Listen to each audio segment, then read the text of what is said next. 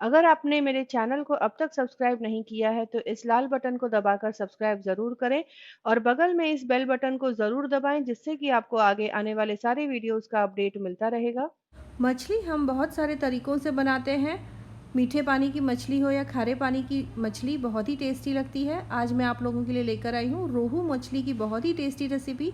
तो चलिए इसे बनाना शुरू करते हैं। तो यहाँ पर मैंने करीब 1.5 किलो रोहू मछली ले ली है। तो इनको मैंने अच्छे से धो लिया है और पानी को पूरी तरह निकाल लिया है। तो अब मैं इसे मैरिनेट करूँगी। यहाँ पर मैंने अदरक लहसुन का पेस्ट ले लिया है, करीब 1.5 बड़े चम्मच लिए हैं।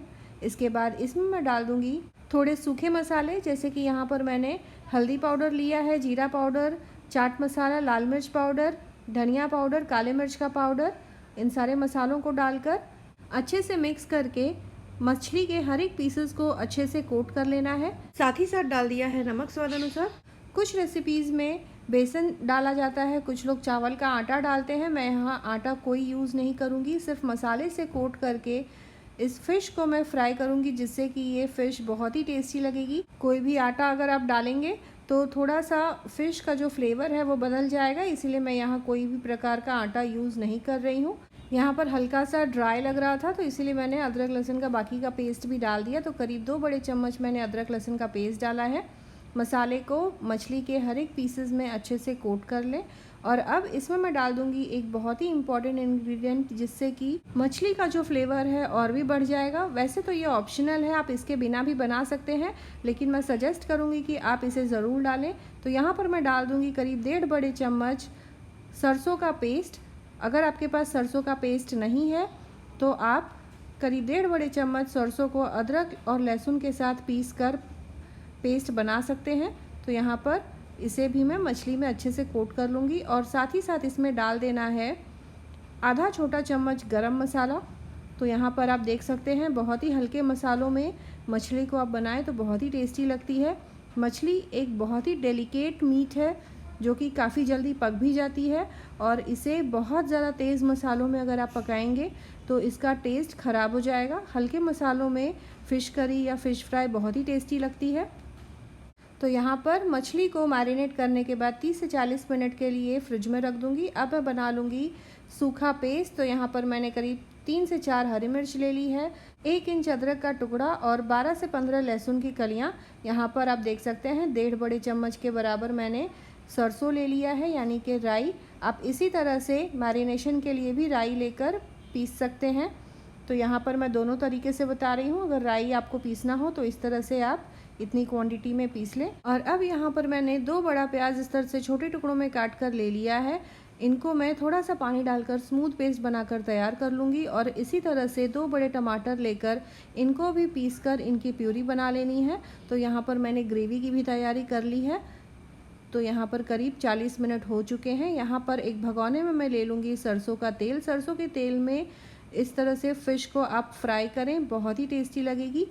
तो अच्छी क्वांटिटी में तेल लेकर तेल अच्छे से गर्म हो जाए, उसके बाद मछली के एक एक पीसेस डालकर अच्छा सुनहरा होने तक फ्राई कर लें। अगर आपको फ़िश फ्राई खाना है तो आप पूरी तरह इनको पका लें, अच्छा सुनहरा भूरा हो जाए तब आप उनको तेल में से निकालें और मीडियम आंच पर आप फ्राई करें ताकि फ़िश अच्छे से पक जाए।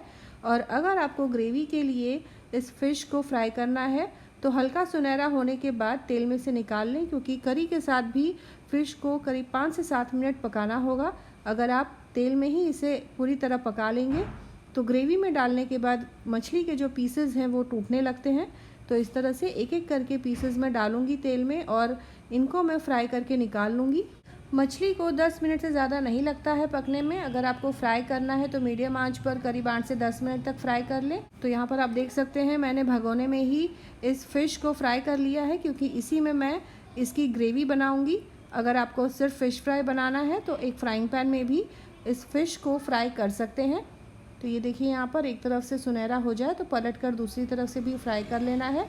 अगर फ़िश फ्राई आपको सर्व करना हो तो इतना भूरा हो जाने के बाद ही आप तेल में से इनको निकालें, और टिश्यू पेपर पर निकाल लूँगी ताकि इसका जितना भी एक्स्ट्रा ऑयल है वो निकल जाए। फिर आप नींबू और प्याज टमाटर के स्लाइस के साथ इसे गर्मा गर्म परोसें, जो कि खाने में बहुत ही टेस्टी लगते हैं। तो यहाँ पर कुछ मैंने एकदम भूरा करके निकाला है ताकि फ़िश के जो पीसेस है वो अच्छे से पक जाए, और कुछ मैंने हल्के सुनहरे पर ही निकाल लिया जिनकी मैं ग्रेवी लगाऊंगी। तो यहाँ पर इसी तरह से सारे मछली के पीसेस को फ्राई करके निकाल लेना है। मछली के पीसेस को फ्राई कर लेने के बाद अब इस बचे हुए तेल में मैं डाल दूंगी 1 छोटा चम्मच जीरा, 2 तेज़पत्ता और 2 से 3 सूखी लाल मिर्च। इनको थोड़ा सा भून लें। उसके बाद इसमें मैं डाल दूंगी 1 बड़ा प्याज बारीक कटा हुआ। प्याज अच्छा सुनहरा हो जाए तब तक इनको फ्राई कर लें। उसके बाद इसमें मैं डाल दूंगी प्याज, अदरक, लहसुन, हरी मिर्च और सरसों का पेस्ट, और फिर इनको तब तक फ्राई करना है जब तक कि इसमें से तेल ना अलग होने लगे। पूरा पेस्ट डालकर मीडियम आंच पर अच्छे से भून लें। तेल अलग हो जाने पर पता चलता है कि मसाला अच्छे से भुना जा चुका है। साथ ही साथ इसमें डाल देना है सारे सूखे मसाले, जैसे कि धनिया पाउडर, गरम मसाला, हल्दी पाउडर, काली मिर्च का पाउडर, जीरा पाउडर और कश्मीरी लाल मिर्च पाउडर। इनको डालकर मसालों के साथ अच्छे से भून लूँगी। अच्छे से भुन जाने पर कश्मीरी लाल मिर्च पाउडर और हल्दी पाउडर से बहुत ही अच्छा रंग आ जाएगा इस फ़िश करी में। मसाले अच्छे से भुन जाए उसके बाद इसमें डाल देना है टमाटर की प्यूरी, और फिर इसे तब तक पकाना है जब तक कि इसमें से तेल वापस ना अलग होने लगे। तो अच्छे से मिक्स करके इस बार मैं इसे ढक कर करीब 5 से 7 मिनट के लिए पका लूँगी, जिससे कि मसाला अच्छी तरह से पक जाएगा। तो यहाँ पर करीब 4 से 5 मिनट हो चुके हैं। मसाले को एक बार मैं चेक कर लेती हूँ। ये देखिए यहाँ पर थोड़ा सा तेल अलग हो रहा है, लेकिन अभी तक मसाला पूरी तरह पका नहीं है। तो इसे 2 से 3 मिनट और मैं पका लूँगी उसी तरह से ढककर। तो इस तरह से बीच बीच में आप मसाले को चेक करते रहें ताकि ये तले में चिपके नहीं और मसाला जो है वो अच्छे से भुन जाए। तो यहाँ पर ये देखिए मसाला लगभग भुना जा चुका है। मसाले को एक बार मैं इस तरह से अच्छे से स्टर कर लूँगी और तेज़ आंच पर 1 मिनट और भून लूँगी, इसी तरह से लगातार चलाते हुए। फिर इसमें मैं डाल दूँगी 2 से ढाई कप पानी। तो जितनी कंसिस्टेंसी आपको इस ग्रेवी में चाहिए उस हिसाब से आप पानी डालें और अच्छे से मिक्स करके ढक कर उबाल आने तक इसे फिर से पका लेना है। साथ ही साथ डाल दिया है नमक स्वाद अनुसार। इसे भी अच्छे से मिक्स करके इसे ढक देना है।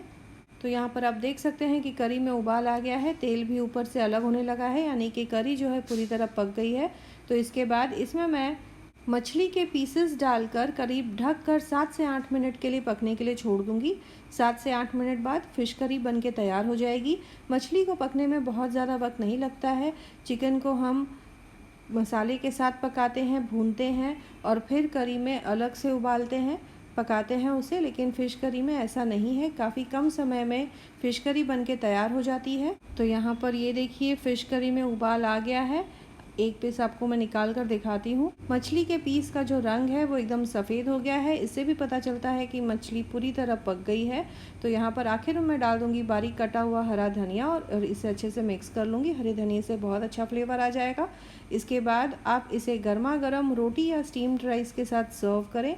तो यहाँ पर रोहू फ़िश फ्राई और फ़िश करी दोनों की रेसिपी मैंने आपको बताई है, जो कि काफ़ी सिंपल तरीके से बनके तैयार हो जाती है। आप इस रेसिपी को ज़रूर ट्राई करें और कमेंट करें अपने एक्सपीरियंस के बारे में। अपने दोस्तों और रिश्तेदारों के साथ भी इस रेसिपी को ज़रूर शेयर करें। मिलते हैं अगले एपिसोड में इसी तरह से एक और नई टेस्टी रेसिपी के साथ। Thanks for watching.